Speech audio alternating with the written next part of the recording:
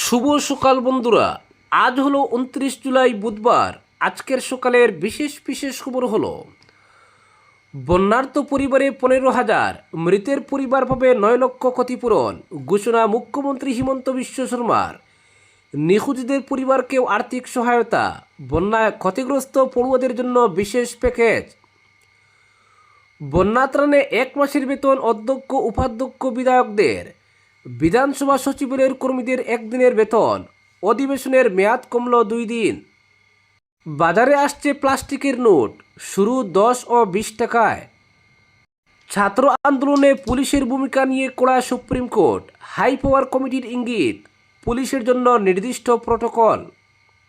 শ্রীভূমিতে হত্যা মামলায় স্বামী স্ত্রীর যাবজ্জীবন কারাদণ্ড। বেহাল সড়কে ওভারলোড লরিতে রেয়াত মিললেও হেলমেটহীন বাইক চালক ই রিক্সা চালকদের ধরপাকড়। বন্যা ত্রাণ তহবিলে 1 লক্ষ টাকা দিলেন বিধায়ক আমিনুল। আসাম বিধানসভায় একদিনে 7টি গুরুত্বপূর্ণ বিল পাস। আজ শেষ হচ্ছে বাজেট অধিবেশন। ভারী বৃষ্টিতে নিউ হারাঙ্গাজাবে রেললাইন মেরামতের কাজ বন্ধ, অনিশ্চয়তায় ট্রেন চলাচল। এবং সর্বশেষ খবরটি হলো গুণগত স্বাস্থ্যসেবা নিশ্চিত করতে বরাকের বিধায়কদের সঙ্গে উচ্চ পর্যায়ের বৈঠক, একাধিক নির্দেশ স্বাস্থ্যমন্ত্রীর। এবারে শুনুন বিস্তারিত খবর।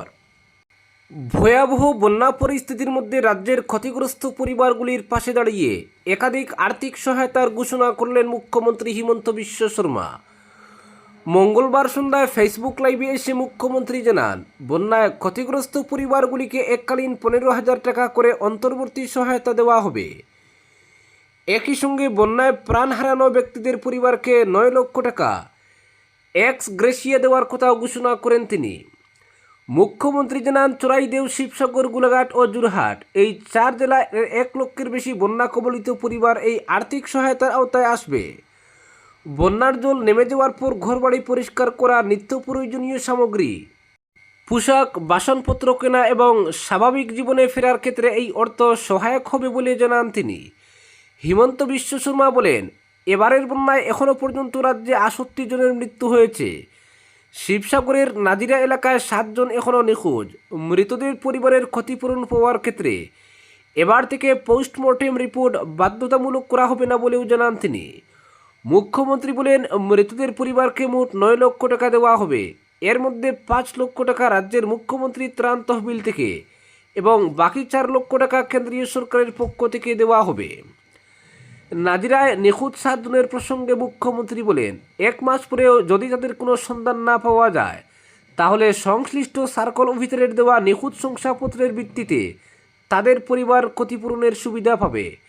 এদিন বন্যায় ক্ষতিগ্রস্ত 4 জেলায় অরুণোদয় প্রকল্পের সুবিধাভোগীদের জন্য বিশেষ ঘোষণা করেন মুখ্যমন্ত্রী।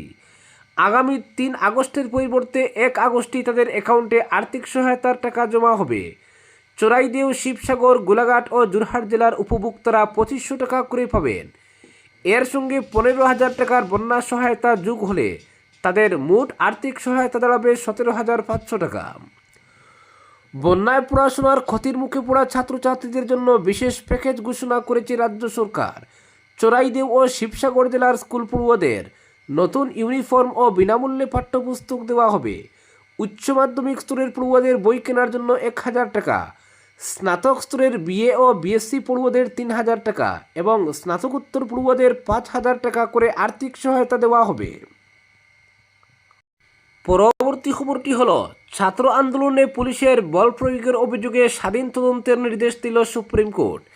একই সঙ্গে শীর্ষ আদালতের প্রধান বিচারপতি সূর্যকান্ত জানিয়েছেন, নাবালক ও অপরাধের নজিরবিহীন আন্দোলনকারীদের অবিলম্বে মুক্তি দিতে হবে, কিন্তু যাদের বিরুদ্ধে অতীতে অপরাধমূলক রেকর্ড রয়েছে তাদের মুক্তির নির্দেশ দেওয়া হচ্ছে না।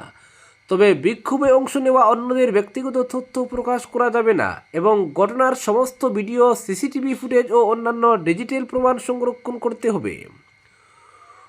প্রধান বিচারপতি বলেন, গোটা ঘটনার নিরপেক্ষ তদন্ত হওয়া প্রয়োজন। যারা বাড়াবাড়ি করেছে, আইন নিজের হাতে তুলে নিয়েছে, তাদের বিরুদ্ধে ব্যবস্থা নেওয়া হবে। একই সঙ্গে দিল্লি সহ পশ্চিমবঙ্গ, মহারাষ্ট্র, কেরল, বিহার, আসাম, উত্তরপ্রদেশ সহ একাধিক রাজ্য এবং কেন্দ্রের কাছ থেকেও ছাত্র আন্দোলন দমনে পুলিশের ভূমিকা নিয়ে রিপোর্ট তলব করেছে সুপ্রিম কোর্ট। ভবিষ্যতে এ ধরনের আন্দোলন মোকাবিলায় নতুন নীতি তৈরির প্রয়োজনীয়তার কথা উল্লেখ করেছে আদালত। প্রধান বিচারপতির পর্যবেক্ষণ, সমস্ত প্রতিবাদী গণতন্ত্রের অংশ, সেখানে কী ধরনের কাঁদানে গ্যাস বা অন্য কী প্রতিরোধমূলক ব্যবস্থা নেওয়া যাবে তা নিয়েও নীতি নির্ধারণ প্রয়োজন। বিহারে নিট আন্দোলনের সময় এক পুলিশ কর্মীর হাতে AK-47 দেখা যাওয়ার ঘটনাও শুনানিতে উঠে আসে। গত 20 জুলাই দিল্লির যন্তর মন্তর থেকে সংসদ চলক কর্মসূচিতে অংশ নেয় বিক্ষোভকারীরা। অভিযোগ, সেই সময় কাঁদানে গ্যাস ও লাঠিচার্জ করে পুলিশ। এই ঘটনায় আরজেডি সাংসদ মনোজ ঝা সুপ্রিম কোর্টে মামলা করেন। সোমবারই আদালত মন্তব্য করেছিল, শান্তিপূর্ণ আন্দোলনকে শুধুমাত্র বিক্ষোভ বলে দমন করা যায় না। মঙ্গলবার শুনানিতে আরও কড়া অবস্থান নেয় শীর্ষ আদালত। বিচারপতি সূর্যকান্ত বলেন, আন্দোলন নিয়ন্ত্রণে পুলিশের জন্য একটি সর্বজনীন প্রটোকল তৈরি করা প্রয়োজন। একই সঙ্গে পুলিশি অত্যাচারের অভিযোগ খতিয়ে দেখতে হাই পাওয়ার তদন্ত কমিটি গঠনের ইঙ্গিত দেয় আদালত। কেন্দ্রের তরফে সলিসিটর জেনারেল তুষার মেহতা জানান, অতিরিক্ত বল প্রয়োগ হয়ে থাকলে ব্যবস্থা নেওয়া হবে। তবে একই সঙ্গে 250 জন পুলিশকর্মী আহত হয়েছেন বলেও দাবি করেন তিনি। তার বক্তব্য, তদন্ত নিরপেক্ষ হওয়া উচিত, তবে বাহিনীর মনোবল ভেঙে দেওয়া উচিত নয়। পরবর্তী খবরটি হলো, শ্রীভূমিতে হত্যা মামলায় স্বামী স্ত্রীর যাবজ্জীবন কারাদণ্ড। 2016 সালের এক হত্যা মামলার আসামি স্বামী স্ত্রীকে যাবজ্জীবন কারাদণ্ডে দণ্ডিত করল শ্রীভূমি জেলা ও দায়রা জজের আদালত। মঙ্গলবার এই রায় ঘোষণা করেন শ্রীভূমি জেলা ও দায়রা জজ আবু সালেহ বদরুজ্জা লস্কর। এদিন দুই অভিযুক্ত সুফিয়ান উদ্দিন ও আমিনা বেগম ওরফে হাসিনা বেগমকে ভারতীয় দণ্ডবিধির 302-34 ধারায় দোষী সাব্যস্ত করে আদালত। রায়ে প্রত্যেককে 20,000 টাকা করে জরিমানা প্রদানের কথা ঘোষণা করা হয়। জরিমানা অনুযায়ী প্রত্যেক দোষীকে অতিরিক্ত 6 মাসের কারাদণ্ড ভোগ করতে হবে। জরিমানার অর্থ মৃত ব্যক্তির পরিবারকে প্রদানের নির্দেশ দেওয়া হয়। আদেশ মতে তদন্ত, অনুসন্ধান ও বিচার চলাকালীন দোষী ব্যক্তিরা ইতিমধ্যে যে সময়কালে হাজতবাস করেছেন তা 1973 সালের ফৌজদারি কার্যবিধির 428 ধারা অনুযায়ী তাদের মূল দণ্ডাদেশের মেয়াদ থেকে বাদ দেওয়া হবে। আদালতের এই রায় ও দোষী সাব্যস্ত করা আদেশের বিরুদ্ধে আপিল করার আইনি অধিকার পাবেন আসামিদ্বয়। উল্লেখ্য, 2016 সালের 8 জুন রাতাবাড়ী থানার বিহারিডালা গ্রামে এক লোমহর্ষক হত্যাকাণ্ড সংঘটিত হয়। এদিন পূর্ত সড়কের পাশে নিজের দোকানঘর নির্মাণ করছিলেন গ্রামের সুলেমান উদ্দিন। তখন একই গ্রামের প্রয়াত রহমান আলীর পুত্র সুফিয়ান উদ্দিন ও তার স্ত্রী আমিনা বেগম সুলেমানের উপর অতর্কিত প্রাণঘাতী হামলা চালায়। সুলেমানের আর্তচিৎকারে আশেপাশের লোকজন জড়ো হলে অভিযুক্তরা দ্রুত ঘটনাস্থল থেকে পালিয়ে যায়। তখন গ্রামের লোকজন ও পরিবারের সদস্যরা গুরুতর জখম। সুলেমানকে প্রথমে চরগুলা মিনি প্রাইমারি স্বাস্থ্যকেন্দ্রে নিয়ে যান। সেখান থেকে রাতাবাড়ী স্বাস্থ্যকেন্দ্রে নিয়ে যাওয়া হলে তার অবস্থা সংকটজনক থাকায় কর্তব্যরত চিকিৎসকরা শিলচর মেডিকেল কলেজ ও হাসপাতালে পাঠান। কিন্তু চিকিৎসকের সব চেষ্টা বিফল করে 9 জুন মৃত্যুর কোলে ঢলে পড়েন তিনি। এদিকে খবর পেয়ে রাতাবাড়ী থানার পুলিশ দ্রুত ঘটনাস্থলে ছুটে গিয়ে সুফিয়ান ও তার স্ত্রী আমিনাকে গ্রেফতার করে থানায় নিয়ে আসে।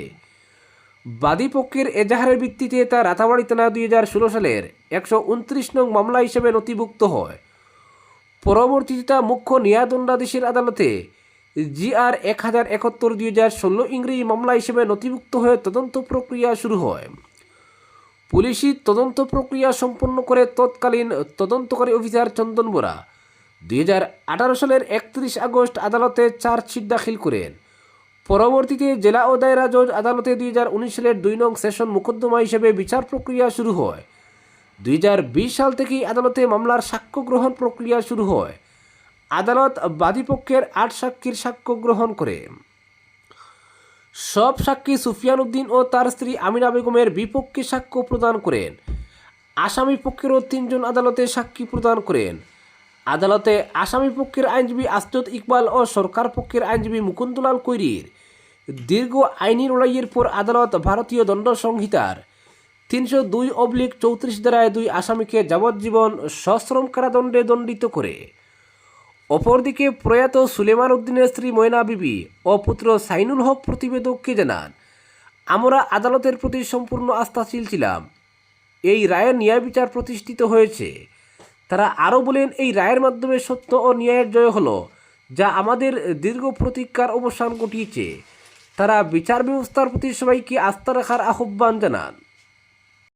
পরবর্তী খবরটি হলো, বন্যা ত্রাণ তহবিলে 1 লক্ষ টাকা দিলেন বিধায়ক আমিনুল। উজান আসামের ভয়াবহ বন্যা ক্ষতিগ্রস্ত পরিবারগুলোর পাশে দাঁড়াতে মুখ্যমন্ত্রী ত্রাণ তহবিলে 1 লক্ষ টাকার চেক প্রদান করেছেন সোনার বিধায়ক আমিনুল হক লস্কর। মঙ্গলবার আসাম বিধানসভার কার্যালয়ে মুখ্যমন্ত্রী ডক্টর হিমন্ত বিশ্ব শর্মার সঙ্গে সরাসরি দেখা করে এই অনুদানের চেক তুলে দেন বিধায়ক আমিনুল হক লস্কর। সোনার বিধায়ক জানান, বন্যা দুর্গত মানুষের সহায়তা ও পুনর্বাসনের উদ্দেশ্যে এটি তার একটি প্রয়াস।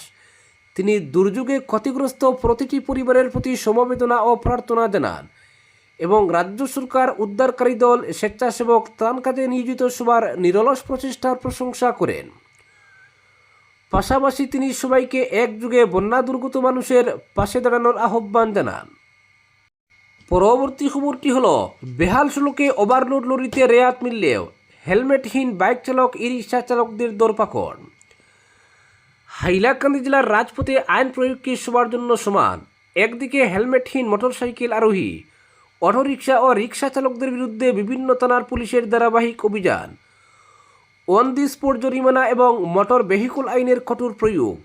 অন্যদিকে দিনের আলোয় ওভারলোড পণ্যবাহী লরি, বালু ও মাটি বোঝাই ডাম্পার, এমনকি বৈধ কাগজপত্র নিয়ে প্রশ্ন ওঠা বাড়ি যানবাহনের অবাধ যাতায়াত।